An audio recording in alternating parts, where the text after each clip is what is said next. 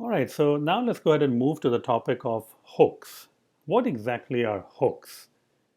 Hooks is a new way in React to build your components. And when you're using hooks, usually you're using a functional components. So instead of writing the whole class, you are simply writing a function. And as you can see, that it reduces a lot of code and you can create your component much faster. Now, the end result in terms of performance, in terms of speed, and all those things, it remains the same because in the end, the product is the same. In the end, if you're using a class-based component versus a hooks, it's fine. Both are exactly the same. But hooks allows you to create component a little bit quickly because you have to write less code. The term hook kind of says that you are hooking into an existing feature of React.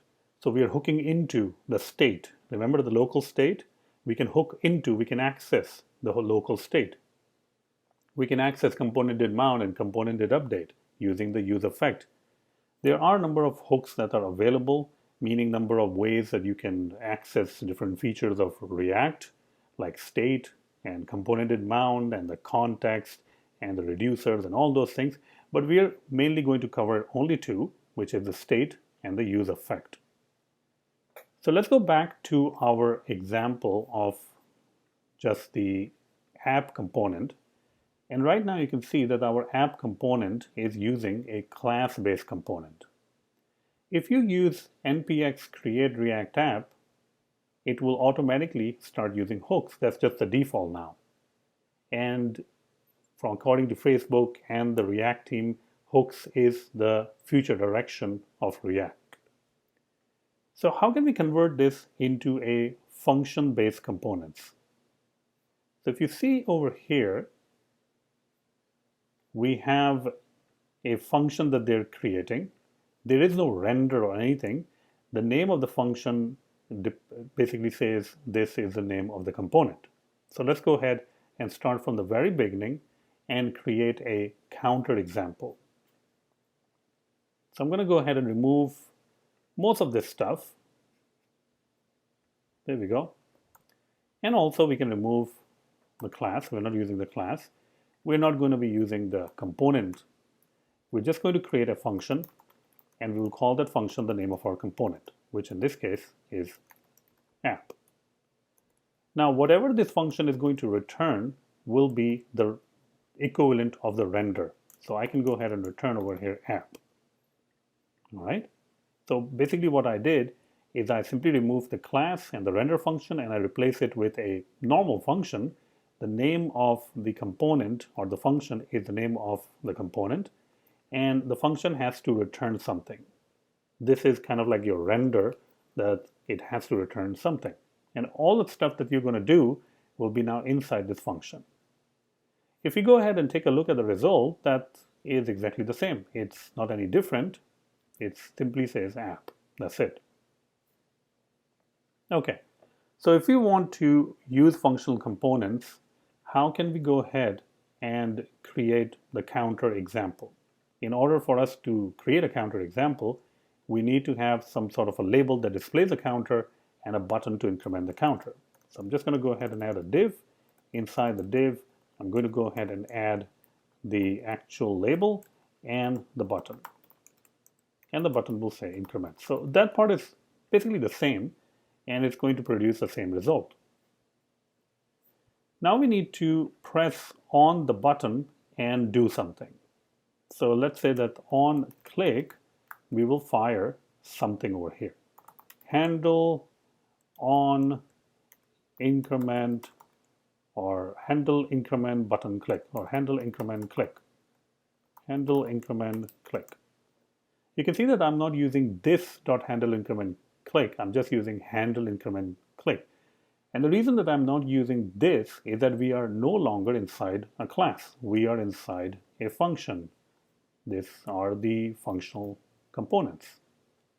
We don't really have a function called handle increment click, so let's go ahead and create that. I'm going to go ahead and create a constant, and that will contain the value of the function. Now, I can't really do this. This is more of a syntax for when you're inside a class.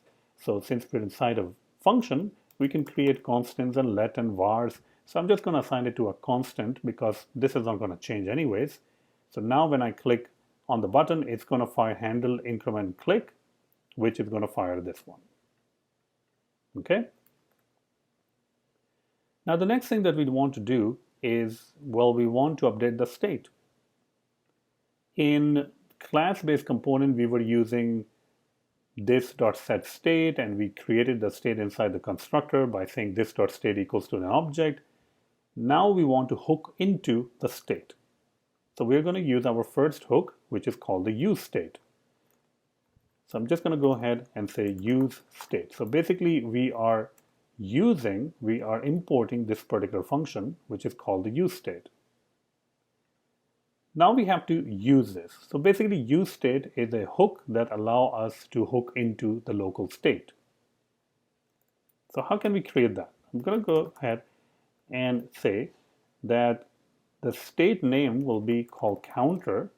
The function that will be used to update the counter will be called setCounter.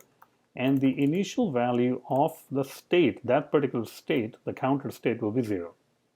So this is how you will initialize your state. Obviously, this part and this part, you can name anything you want.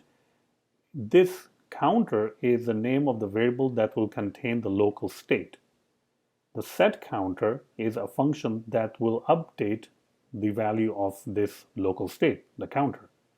useState is the function that we have imported from the React library, and we are passing it the initial value. This means the initial value of the counter local state will be 0. I mean, obviously, if I can pass in 99 over here, that means that anytime initially when I print out the value of counter, it will be 99. Now this second part doesn't really have to be called setCounter. You can call it anything you want, but according to the documentation and convention, whatever you use over here to determine your state or represent your state, you should use set and then the name of the state. Okay, so this is our state. This state is for the counter variable only, or the counter value only. Let's go ahead and first try to display the value of the counter right over here. So instead of 0, it would say the initial value of the counter. So what is the initial value of the counter it should display? 99, because we have added the value 99 in useState. We're passing 99, which means this is the initial value of the counter state. So now if I go ahead and run the app again, you will see that 99 gets printed out, because that is the initial value that we have applied in the useState. Okay, good. But when we click on the button, how do we increment the state?